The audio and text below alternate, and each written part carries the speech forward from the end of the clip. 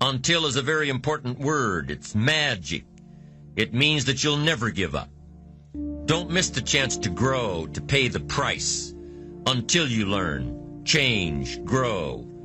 You'll discover some of life's great treasures when you pay that price.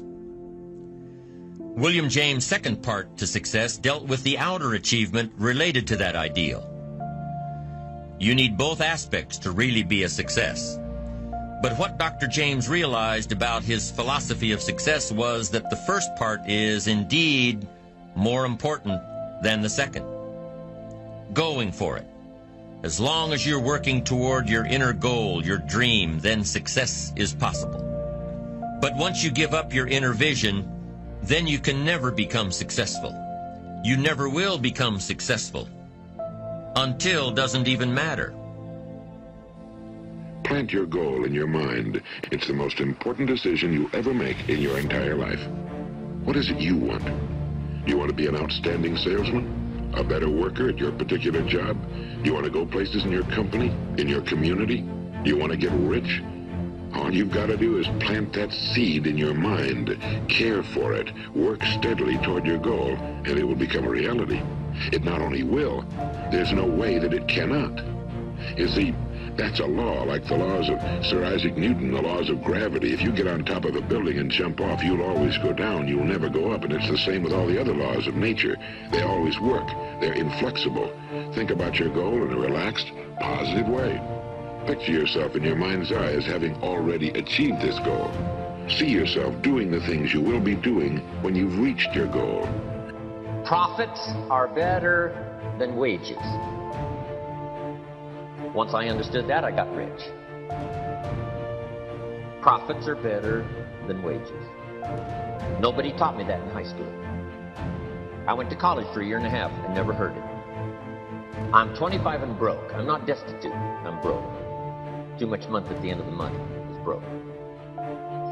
And I finally hear this philosophy. Profits are better than wages. Now here's the phrase that goes with it. Wages make you a living, which is fine. Profits make you a fortune, which is super fine. And you can live both fine and super fine. You've now got the mechanism and the ways and means to do that. These things we bring on ourselves through our habitual way of thinking. Every one of us is the sum total of his own thoughts. He is where he is because that's exactly where he really wants to be, whether he'll admit that or not. Each of us must live off the fruit of his thoughts in the future, because what you think today and tomorrow, next month and next year, will mold your life and determine your future. You're guided by your mind. Success is both a journey and a destination, isn't it? It is both the steady, measured progress toward a goal and the achievement of a goal. Success is an accomplishment, whether it be great or small, and it's an understanding of the potential and power of an entire human life. Success is an awareness of value, and it's the cultivation of value through discipline. It can be tangible or intangible. Success is a process of turning away from something in order to turn toward something else.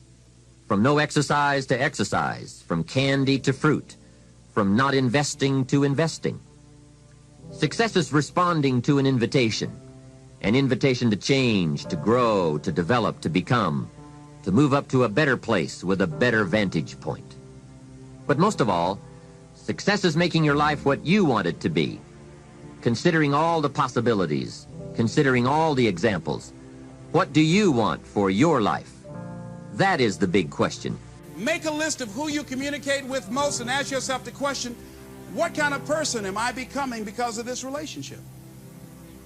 Is it helping me to grow mentally and emotionally and spiritually? Am I becoming a better person because of this relationship? Do they bring out the best in me? Do they inspire me? Do they encourage me to develop my greatness? Do they make me stretch? So you got to look at the people in your life and find out what kind of person are you becoming because of that relationship. My mother used to say, birds of a feather flock together. You run around with losers, you will end up a loser. Unconsciously, you will pick up their ways, you will pick up their habits, you'll pick up, most importantly, their attitude about life. If you're around cynical, negative people all the time, you will become cynical and negative. So you got to watch yourself. Many of us are living out the lives of other people, living out their conclusions, living out of their consciousness. Think how the seed must be tended and nurtured before it will give forth the new life. See how the delicate bud has to be coaxed by the sun and air for many months before it pushes its head up through the tough sod to the light. Suppose it were afraid to make the attempt and should say, "It is impossible for me to get out of this dark earth. There is no light here. I am so tender the slightest pressure will break me and stop my growth forever. The only way out of my prison is to push up through this tough sod, and it would take a tremendous force to do that. I would be crushed, strangled, before I got halfway through." But the sun beckons, coaxes, encourages. The bud is moved into attempting the impossible, and behold, a few days it rears its tender head above what it considered the great enemy of its progress. The dark sod, the very thing which it thought was going to make its future impossible, becomes its support and strength.